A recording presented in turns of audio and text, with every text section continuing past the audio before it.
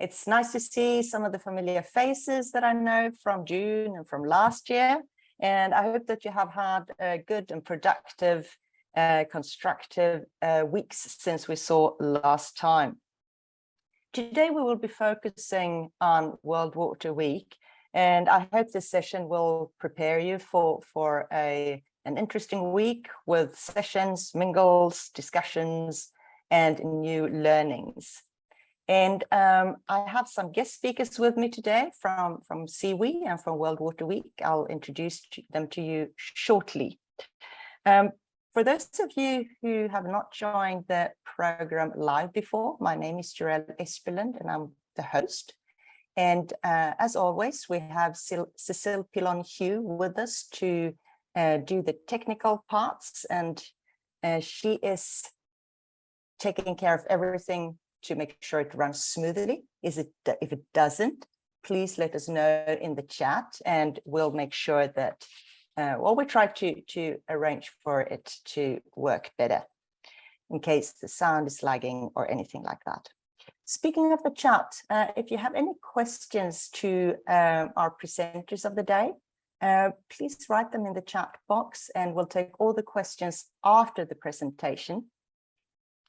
And as always, we'll record the session, we'll send it to you in a YouTube link. And if you like, it's also possible to have automatic transcript on this Zoom meeting.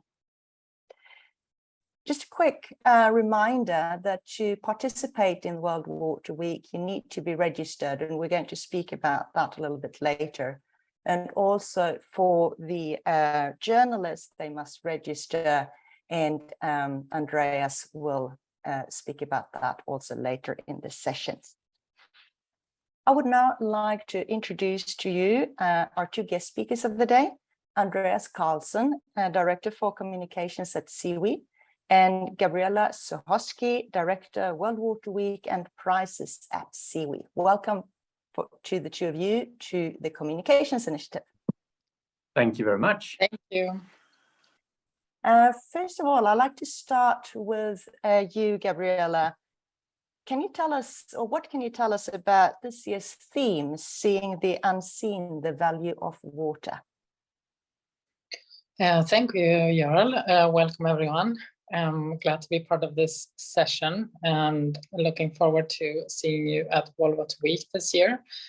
The theme is quite important because obviously how we value water does change everything. Many of the problems and the challenges that we're facing, like climate crisis, food security, and poverty, they're related to water.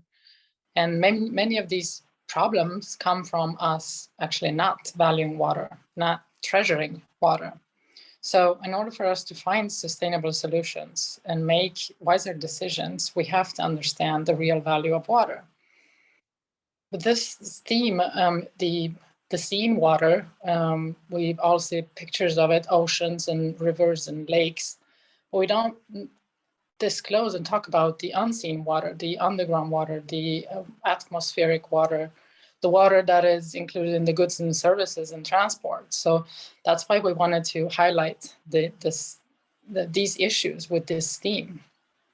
Now, especially important, this theme is also because it discloses values and attitudes that we're not fully aware of. So when we talk about water and valuing water, we need to ask ourselves the value for whom. So it brings us to core values such as gender equality, youth empowerment, human rights-based approach, and poverty reduction. So here we also talking about behavior change, and that will lead to better decisions.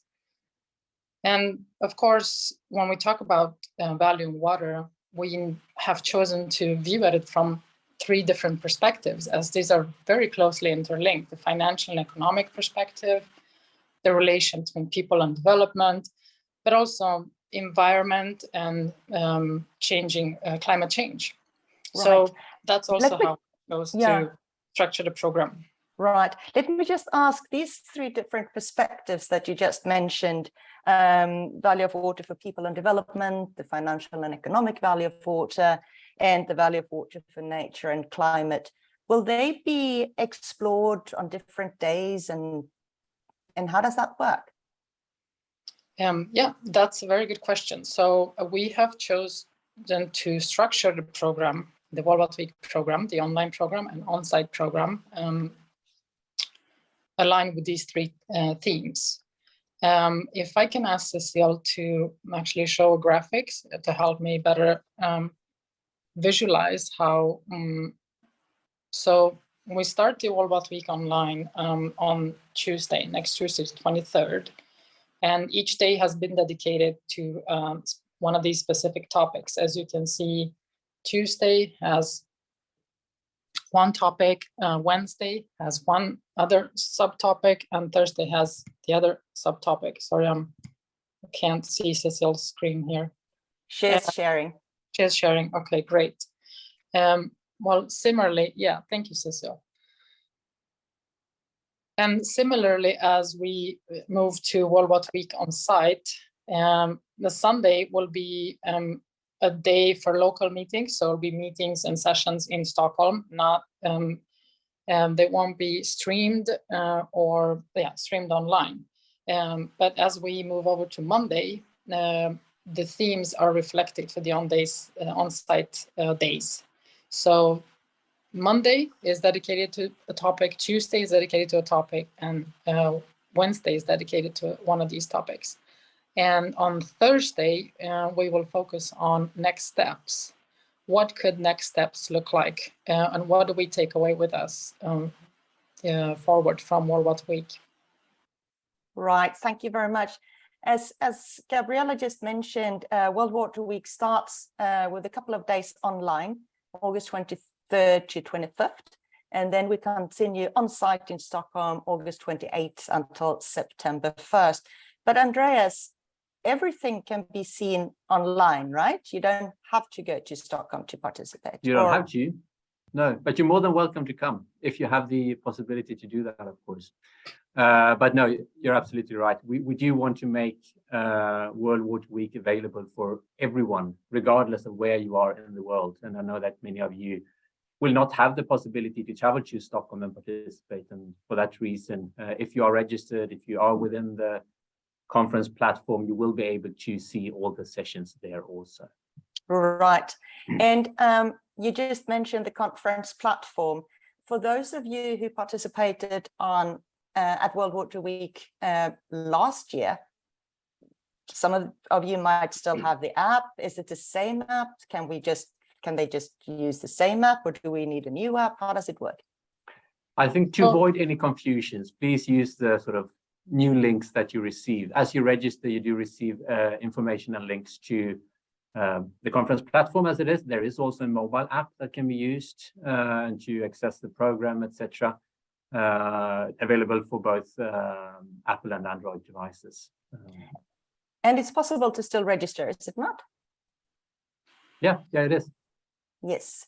And I think that Cecile will share with you in the chat where to register. And then it's just, type in your personal details and you will receive a confirmation letter with the link so that you get to the right platform. And if you're new to the platform, is it difficult to maneuver, Andreas, or are there any instructions how to do it? For the platform? Yeah. I don't think anyone will find it very difficult to navigate the platform. Obviously, with everything that's new, it will take you a couple of minutes to familiarize yourself. There are some instructional videos, some educational material. It's on the World Water Week website. I think maybe Cecile will be able to share a link to it. It says that it's for conveners because it does involve information about how you host the session, etc. But there's also some really good video content there for you to learn more about the platform, how you use it, how you interact, network, etc. So do check that out on the World Water Week website. That's great. And this year's World Water Week is a little bit different compared to the previous ones, because especially when it comes to the prizes, I think, because we have no less than 3 Stockholm Water Prize laureates in Stockholm. And all three of them will be recognized at the special seminar on Wednesday morning, the 31st of August, 9 o'clock on center stage. And the three of them are the laureate from 2020, John Cherry, the 2021 laureate, Sandra Postal. Those of you who participated last year in the Communications Initiative could listen to her presentation that we have regarding communication then. And also we have the 2022 laureate, Wilfred Brutzart. Can you tell us a little bit about these three and what they represent? Yeah, sure. So as you said, I mean, normally we recognize one laureate per year, and we actually have more than 3 laureates or former laureates present. I think from the top of my head, 6 or possibly more previous laureates joining us, but 3 will be recognized and be awarded as it is during the week, for the reason that we haven't had the chance to do that, obviously, during the pandemic. We have, as you mentioned, the 2020 laureate, Dr. John Cherry, joining us.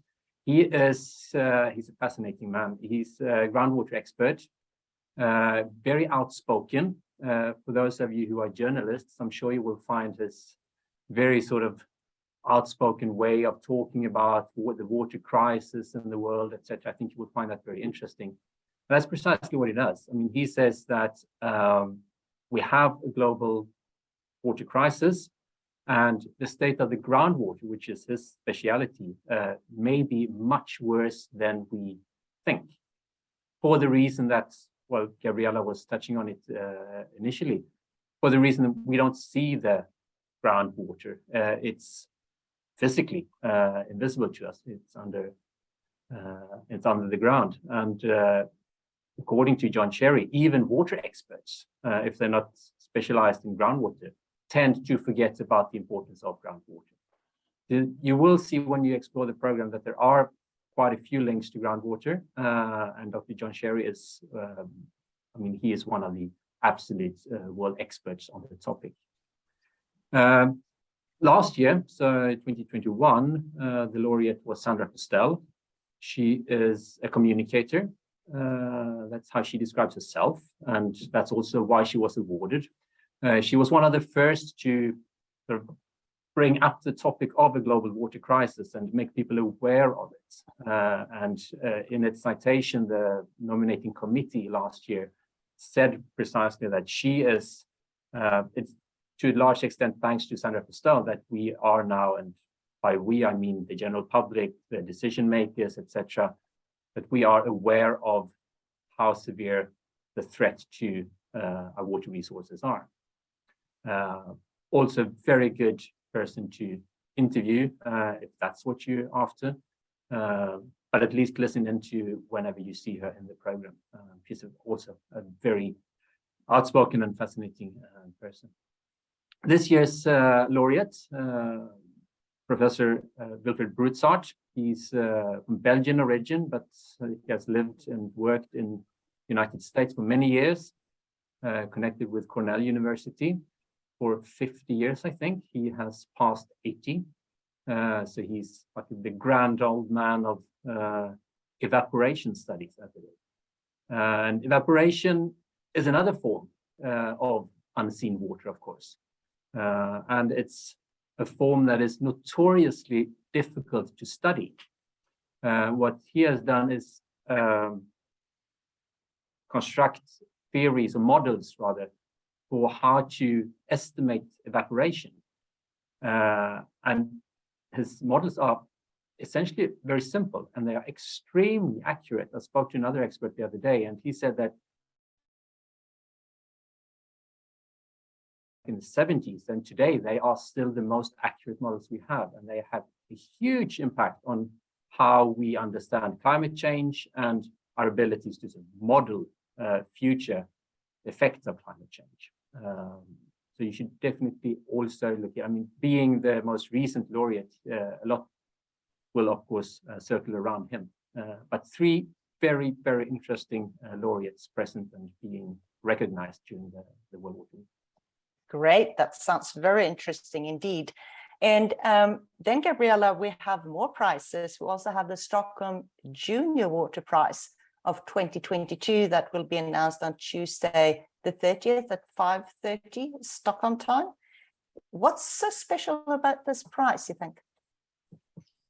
Well, the Stockholm Junior Water Prize is inspiring and mind-blowing because we get to meet these young students and their innovations and their projects. They're joining from over 42 countries, and they enter their local competitions in their countries. And we have more than tens of thousands of students joining the local competitions. And then the finalists are then coming to Stockholm and joining the World Water Week and receiving the award.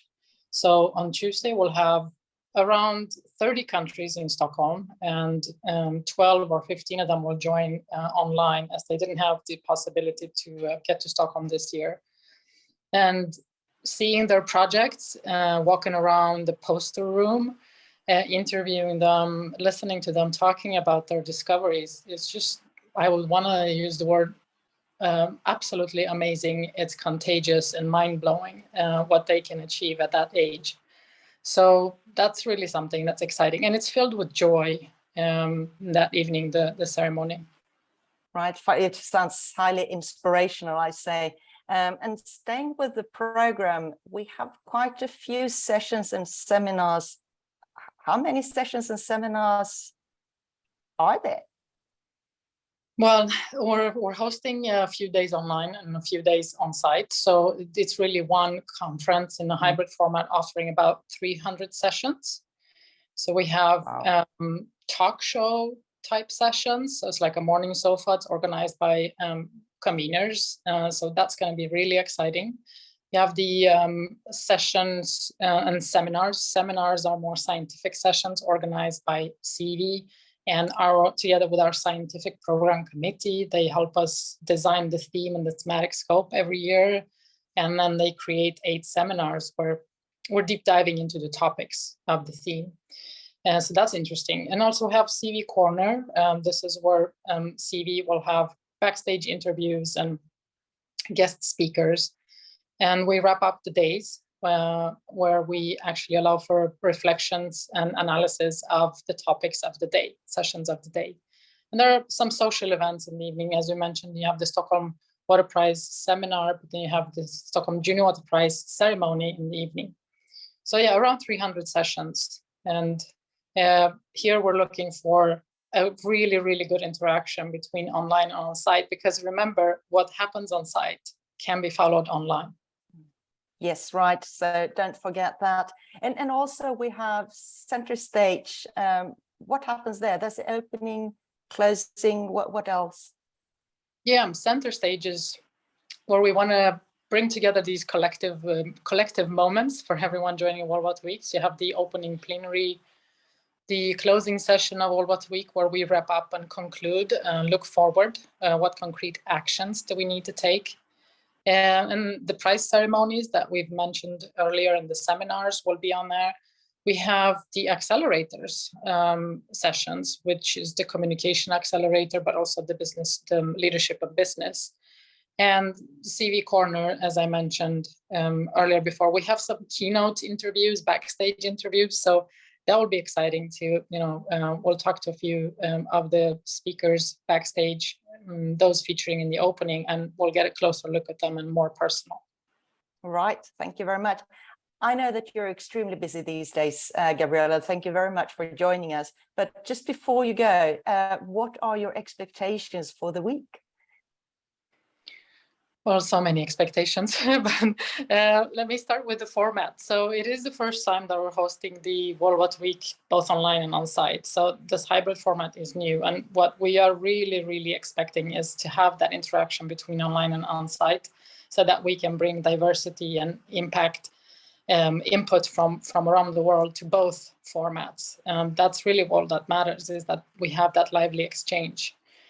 And of course, we want to concrete actions to come out of the World Water Week, and it's actually what happens beyond World Water Week that matters. And we're focusing a lot on impact and how do we measure success of World Water Week, besides bringing decision makers together and water professionals from around the world, then what can we take with us as next steps?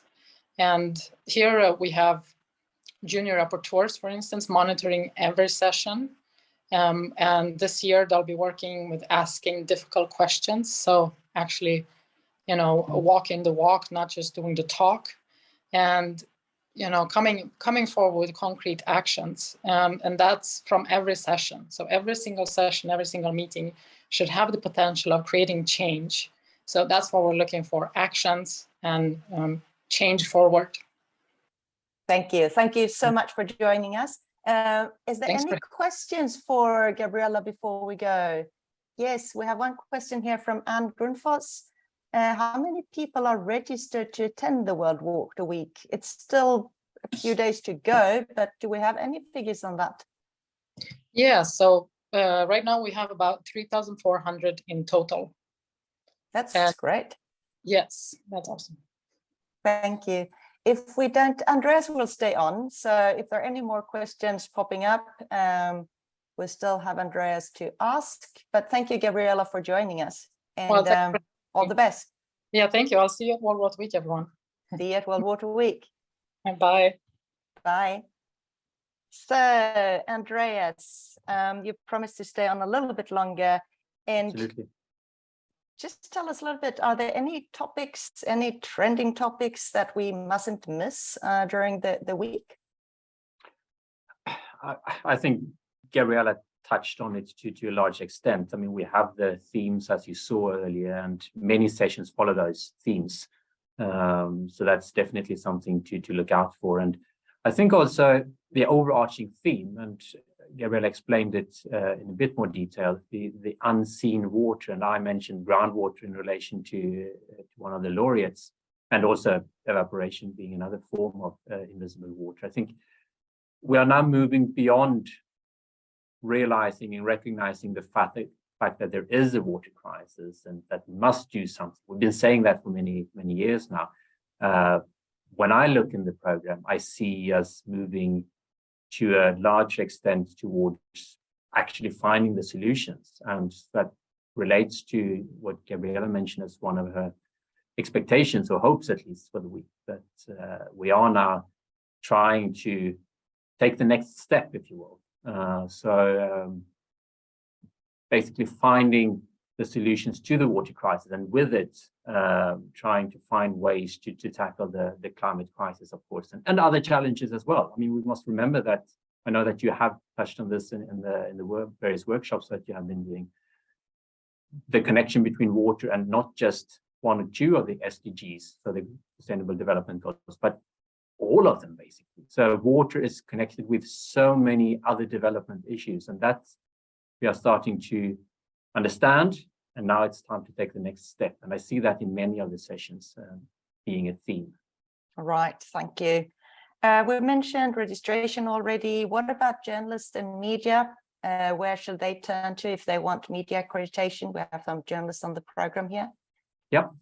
So if you go to the worldwaterweek.org website, you'll find in the menu a link to press, and there is so there's a page on the website for media, and there's a link to where you can register or actually apply for a registrar for media accreditation. And the reason for this is that that's a great interest in World Water Week, and the decision has been made that only working members of media will be issued with media accreditation. So it's a sort of a two-step registration, and where you first sort of enter your credentials, etc. You'll have it approved, and then you can register for the week. Right, thank you. And Cecilia has also posted that link in the chat for everyone to see. On the contrary, well, on the other hand, if you're a communicator and you want to reach media, say with a press release, who do we contact? Well, you contact me, really. We will have a media center, both on site in Stockholm and online within the conference platform. And there you can have your press releases uploaded if you wish. And I suggest you get in touch with me. Maybe so you can also share my email address, but it's my name at SIWI.org. Please just bear in mind that we do not have resources to handle sort of embargoed material. We will upload press releases and we need them in PDF format. We will upload them as they come in, possibly with up to an hour's delay. So we can't handle press releases if you say this can only be posted Thursday 3 o'clock. So please submit them as they are ready to go live. Equally, if you happen to be in Stockholm, I'm not sure if there are anyone, but if you are, there is a media center. You're more than welcome to come there with your material, and we'll place it there. We don't have the facility to print press releases and place them physically, but you are more than welcome to provide us with it, and we're happy to make it accessible for the media. Right. There are a few questions in the chat. I'll come back to them just now. I just wanted to ask, well, I was thinking about, you were talking about the press room, daily press briefings. You had daily press briefings last year. Will it be the same this year? Not as we did it last year. Main reason being that, well, also as Gabriela mentioned earlier, we are doing both online and on site, which drains our resources to a much larger extent, really. So we will not be able to do like dedicated press briefings or media briefings as we did last year. But you are always welcome to get in touch with myself, and we have the entire communications team also ready to assist you with any questions that you may have, finding interview opportunities or what have you. So do get in touch if you need any support.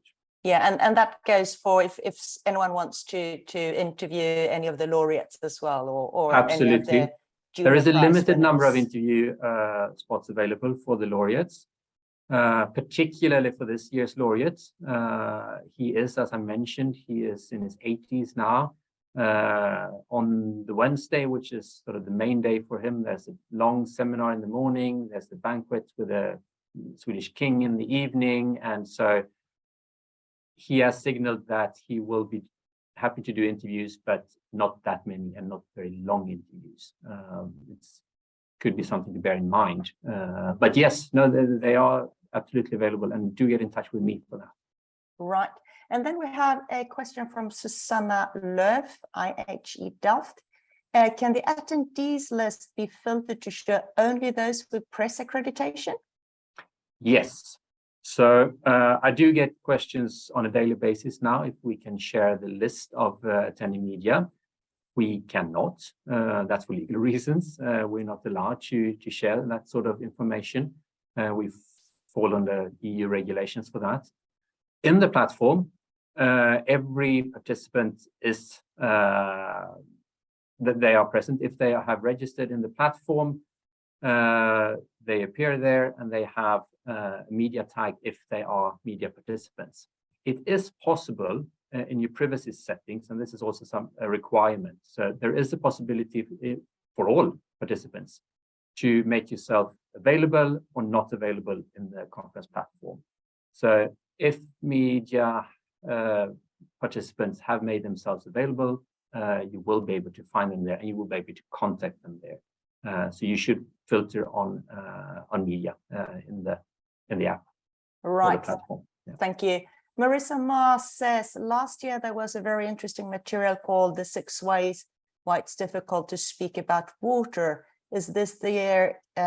Is there anything such or like material scheduled for this year?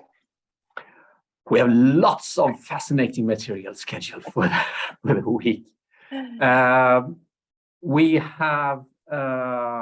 obviously will produce that sort of material, informational material related to various sessions, etc., to the laureates, of course. Also, we will be working on obviously the World Water Week channels and SIWI also. I work for SIWI, and all SIWI channels will also be filled with materials related to World Water Week and the participation there. hopefully with lots of useful and interesting information for you. Then we will also, and this is something I would happily bring to your attention, so we will have a daily newsletter or web-based magazine, if you wish, which will be sent out every morning, so starting on the second morning of the online days, and then running for all days. So that will have articles that we'll be producing, interviews, diving deeper into sessions, interviewing with the laureate, and other material. So do look out. It will be sent out as an email. So check your inbox around breakfast time every morning. Right. Madeleine Kaiser, I hope I pronounced that correctly. Writes, good morning and thank you, SIWI, for your efforts. You mentioned creating space for difficult questions. In COP26, climate justice groups raised difficult but urgent questions about corporations' role in shaping climate policy. Will there be similar questioning at World Water Week? Like a questioning time? Is that, I think that's what... Sorry, you froze briefly there. No, if there will be similar questioning at World Water Week? Yes, I mean, there are many. I don't know the entire program and all 300 sessions from the top of my head, but there are definitely many opportunities to explore these issues, and World Water Week fits in rather well with the agenda for the year, in it being now a number of months up until the next COP, for instance, and it usually serves as a stepping stone towards the other global conferences. So yes, there is a linkage. There will be similar sessions. I'm not able to name any for you as I sit here now, but I'm sure if you explore the program that you will find that sort of sessions. All right. And here's another more technical question. Not sure if you're the right person to answer, but otherwise, Majeda, if we can't answer it in this session, please just send me an email and I shall try and get you to the support team. I got my QR when I registered and tried to see how to engage in sessions or register for specific sessions, but I couldn't find how. Is that something you know anything about, Andreas, or shall I pass it on? Let's pass that on and bring it to the attention of the World Water Week team. I did hear that there were slight glitch with the QR codes. I heard that this morning, I think. There may be a temporary technical issue with the QR codes, but I wouldn't be able to say for sure and whether it has been solved or so. Right. Let's refer that to the support. Susanna has the same problem, she says. Yeah. Also, she says that the whole problem doesn't show in the app. I'll pass those questions on to the World Water Week team. I'll mention it to them again when I see them after this meeting also. Okay, you will do that. Hopefully it will be resolved shortly. Yep. I'll pass that on. Right. Do we have any more questions for Andreas? One message. No, Cecile is just posting a few fact sheets to talk about water. They will pop up shortly. Then I'd like to ask you, what are you looking forward to the most? Getting the week started to start with. We've been planning and preparing it for a long time now, and particularly, I can say this now when Gabriela has left. Gabriela and her team, the World Water Week team, they have done an enormous job, and we are all very proud of the job that they have been doing. We're looking forward to a very good conference with good participation from around the world, and I think that's one of the things that I look forward to. We saw already last year when we had to have a fully digital conference that the option of joining online means that we will have a much more diverse audience or much more diverse group of participants. And I think that's really important. I think that's where World Water Week and this format that we are now starting to use properly comes into its rights. So that's definitely one of the things, interacting online and on site for myself with people from around the world, being there for the same reason, that we do want to do something to solve the water crisis, the global water crisis. Right. Also, you already talked about it, but the Stockholm Uni Water Prize is highly inspiring. It's one of those things where, I mean, you meet these youngsters, they are 15 to 20 years old. The projects, water-related projects that they have been working on is simply mind-blowing, as Gabriela said. And they're all winners. If they arrive in Stockholm, some will be joining online also because they have won their national competitions. But if either one of them, just to sit down and have a discussion or do that over the internet, is so inspiring, and it brings me great hope for the future. Right. Susanna just wanted a clarification. Which attendees filter should be set to media? Yes. What is it called? Let me double check. Can you double check that? If I can find it quickly. She has tried the ribbon, but it doesn't give her I thought it any was result. the ribbon. I thought it was the ribbon. But also bear in mind that, I mean, media, generally speaking, and those of you who are journalists probably know this, many do register fairly late. So I'm expecting, and I know this from previous years, that we expect the bump just a day or so before the actual, right. the actual conference. I was under the impression that it was the ribbon. I'll double check it and we can come back to you. Yeah, right. We come back with that question again. Attendee filter. We have another question just for Susanne, from Susanne before you go.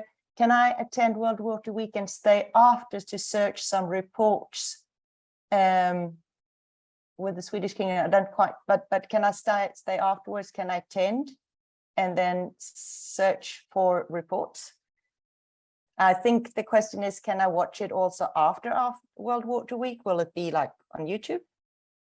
Oh, the platform is open also after World Water Week, so you can return if you have been, if you are registered, you can return to the platform and look at things on demand later.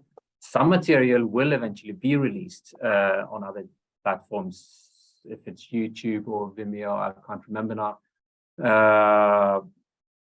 But I mean, this is a conference where people go through some effort to attend.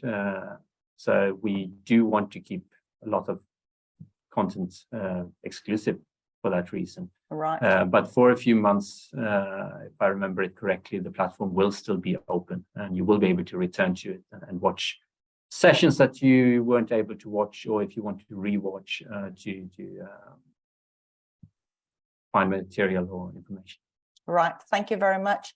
If we have no more questions, we will get back to all of you with a question how to solve the QR code, the program that doesn't show on the app, and the attendee filter for journalists, which exacted one it is, or if it might be that it's just got a hiccup at the moment. But we'll look into that and I will send answers for that later. Thank you very much for joining us. The program is not finished. Andreas has got to go. Thank you. But please, for all the rest of you, stay on. And I asked you when I sent out the first invite in the email if you'd put some of the theory into practice after our June sessions. And I did get some responses from you. Lucia Gamara wrote to me. Unfortunately, she's on the road, and she asked me to share some of the information that she wrote down. And she had used, for instance, the presentation tips from Anders to prepare a presentation session at World Water Week. And also she had shared the information from Langwan Erlandsson with her colleagues at Water Partnership in Australia. But we do have also here with us today, Blanca Mendez, Communication Manager at Aqua for All. It was your second year at the Communications Initiative, Blanca, wasn't it? Yes, it's the second, and I'm joining here with my colleague Janine. So it's a screen of two people. Thank you. Hi. When we spoke earlier, you told me that some of the sessions had been very useful because you've been able to share with your colleagues. Yes. And one of the sessions that you spoke about was the presentation techniques with Anders. Can you tell me a little bit why you thought it was useful and what you've done with it? Yes, yes, of course. Professionals we never stop learning in communications, and sometimes you get completely lost in new trends, new topics, new technologies, but sometimes it's good to think about and go back and take time to think about it. And it's actually what the presentation of Anders did to me. I actually went to reflect how I was doing my work, it was a refresher for me. So actually, because sometimes when you are doing this for a long time, it becomes very obvious. And also when you want to share it with your colleagues, you don't know where to start. So his tips, his suggestions were very good. So we will put that in, we will use that to either train our colleagues or support them when preparing the presentations, because as you know, experts don't have the storytelling mode all the time when they work. No, right. That's a good tips for other organizations as well. And you also spoke about the wash game, because that was also like a refresher, almost giving you new ideas about gamification, how to use that in your communication. Exactly. That was actually an eye opener for me. And actually the eye opener was that actually what you sometimes is not about what you do, but what you don't do is what creates return of investments of make your communications more effective.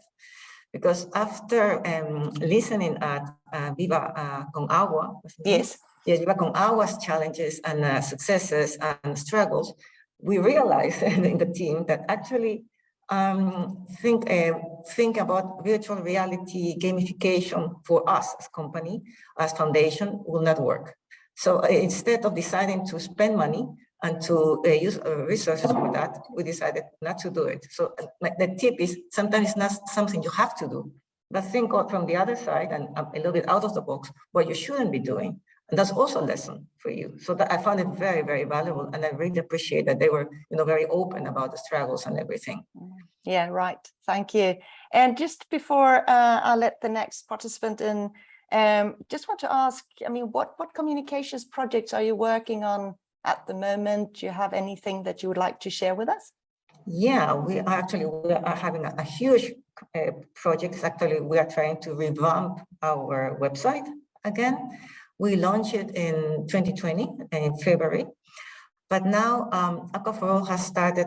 We have a new approach to embed climate change much better in our work, due diligences, etc. So we want to bring that in our website, and I've been just grabbing tips from the workshops, and also the other thing we want to do is to make sure that our impact is more visible. So it also was very useful for us to participate in the communications initiative to learn how other companies are doing, so we can also take some tips and don't make the same mistakes. So that's a big project. So we're going to do together, but it's going to be great. That's great. Sharing tips and networking is part of the communications initiatives. I'm glad you're mentioning it. Thank you very much for sharing with us today. And Marissa Mar Pecero, I saw you here on the list. You're also with us today. Marissa, yes. Hello, Marissa. Hey, everybody. Thank you. Hi, I'm glad the internet is working. You're calling in from Mexico, right? Yes. Yes, communications and educational strategist in water. It was also the second year for you with the communications initiative. And you were telling me when we spoke earlier that you're now working on an information and educational guide for teenagers. Can you tell us a little bit about that? Yes.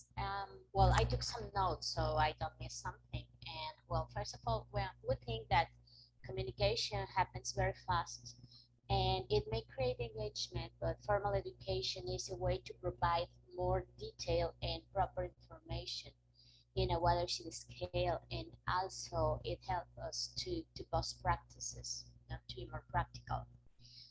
We believe that the schools are a great environment to experiment in and out of them in a community scale, since we want to build collective capacities.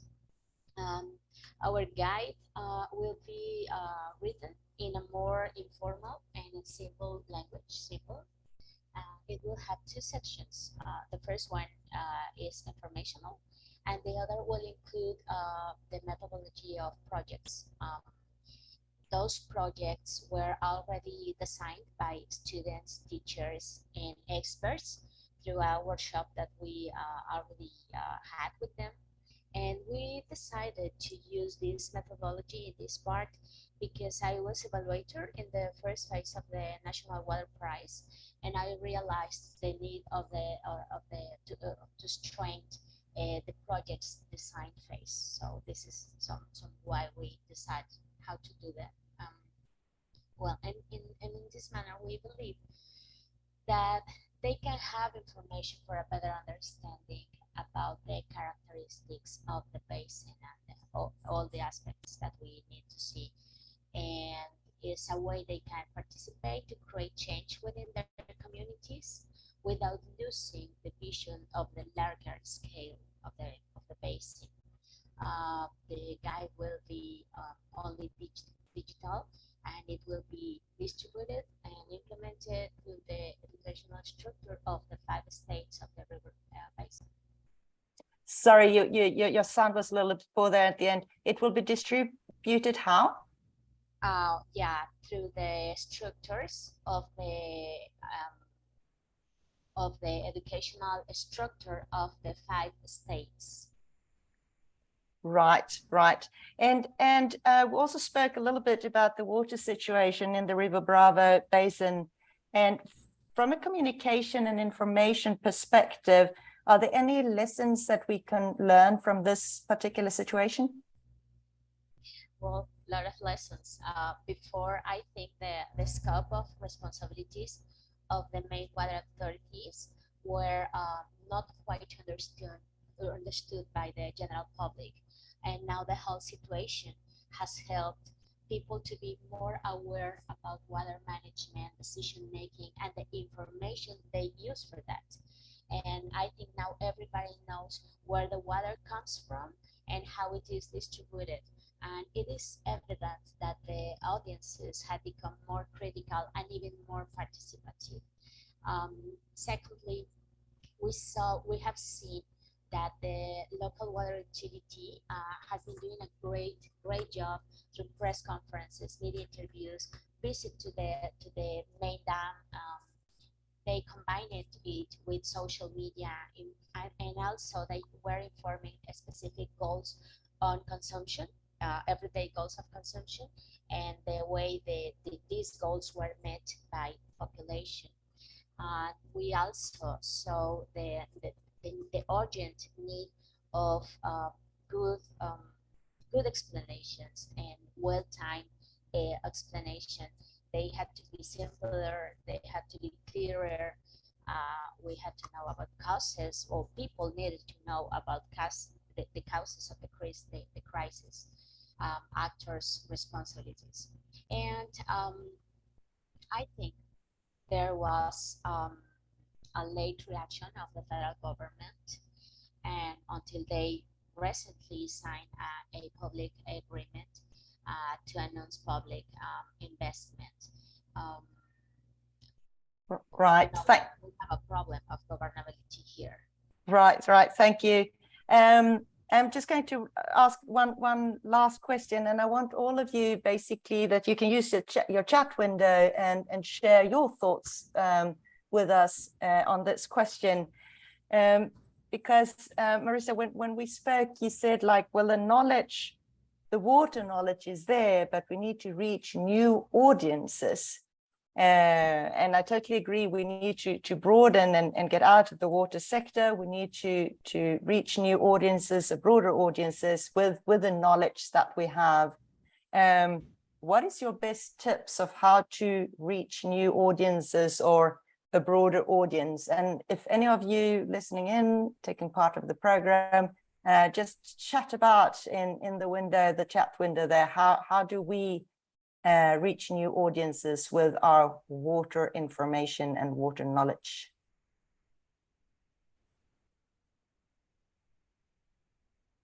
You can speak, Marissa, because you don't have to write. Okay, well, I was thinking that about the guide. We always thought that it has to be basic content, very well prepared content, and then use it to deliver it through different platforms and formats. And also another thing is that we need to well prepared content creators on YouTube and TikTok, because we also need spontaneous no people spontaneous, and because diversity is interesting, especially for instance in TikTok.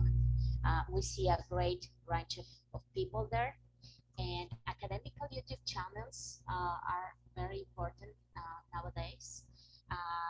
We see that using these two main platforms, we can inform and entertain as well, even making fun about some situations. And this is very interesting because people want to have some humor. Right? Yes, thank you. Your sound is coming and going, but I think most of you got the message. And if you have any more tips, any of you listening in, if you have any more tips about how we get to broaden our audiences, just write it here. We have some tips coming in. If it's possible to offer scholarship to climate and water justice communities and tenaciously invite them to participate. Yes, that's a very good idea. We have an interesting research program, and Grundfos Foundation writes, we have an interesting research project which we're working with an education provider to turn into learning materials for schools and colleges.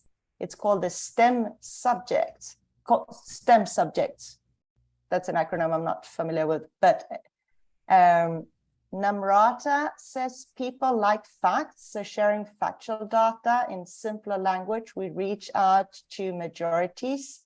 Totally agree. And Marissa adds that hackathons are good options as long as we can keep mentioning facts and water. STEM, science, technology, engineering, and mathematics.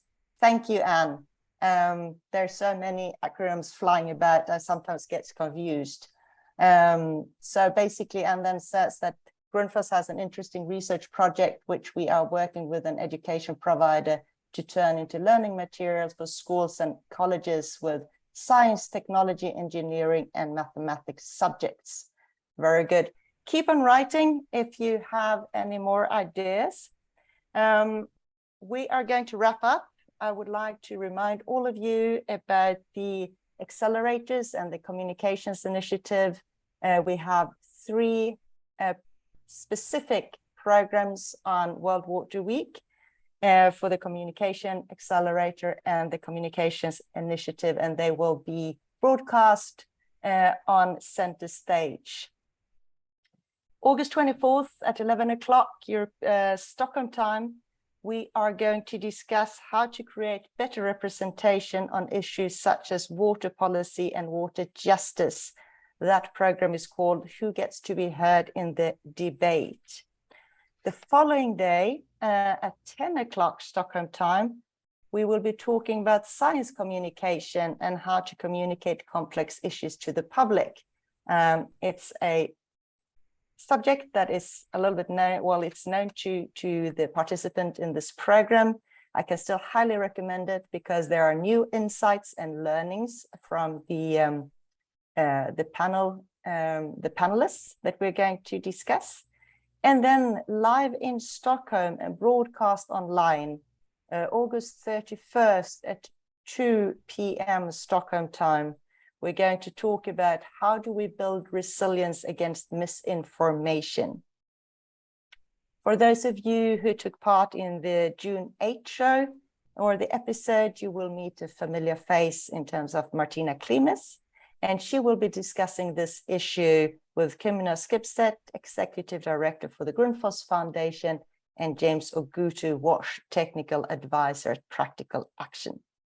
I will be in Stockholm, and if any of you come to Stockholm, it would be nice to meet up and drop me a line. We see what we can do. I am there and quite busy, but still flexible. So it would really be nice to meet you in real life. We can see what other tips have we got here.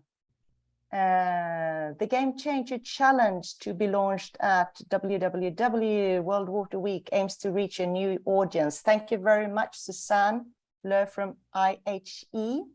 Launch event of the Game Changer Challenge, Wave Makers United and IHE Delft will be launch of the International Game Changer Challenge of World Water Week 2022, room 355, booth 0312. So we all come to there. Anne from Grundfos has also posted a link to another research project that we can all come to, we can all share here. And Cecilla's posted the program for the Communication Accelerator. And yes, then we have some personal discussions. And the launch for the Game Changer is 29th of August, 3 p.m. to 4 o'clock. Is that correct, Susanne? Yes, right. Thank you very much for joining us today. I will see you on site. I will see you online. And thank you once more to the Grundfos Foundation for supporting the communications initiative and making it possible. Thank you all for participating. And thanks to Cecile for running the show smoothly. And I see you in Stockholm. Thank you very much.